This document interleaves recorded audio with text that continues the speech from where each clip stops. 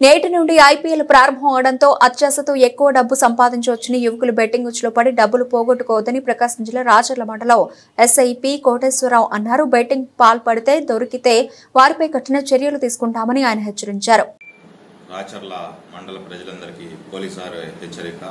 ఇప్పుడు జరుగుతున్నటువంటి ఐపీఎల్ కి ఎవరు బానిసలు కావద్దు అని తెలియజేయటమైనది. ముఖ్యంగా బెట్టింగ్ యాప్ల ద్వారా లేకపోతే బుకీల ద్వారా మీరు మీ డబ్బులు ఏదైతే ఉందో దాన్ని బెట్టింగ్ ద్వారా పెట్టి మీ జీవితాలని నాశనం చేసుకోవద్దు అని చెప్పి తెలియజేయటమైనది.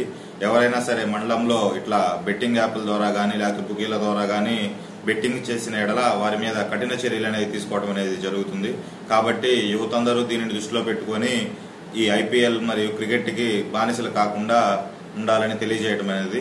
అలాగే 10th క్లాస్ విద్యార్థులు మరియు యువత ఎవరైతే ఉన్నారో వాళ్ళు కూడా దీన్ని దృష్టిలో పెట్టుకుని ఎవరు ఈ బెట్టింగ్ యాప్స్ కి బానిస కావద్దని చెప్పి హెచ్చరించడం అయినది.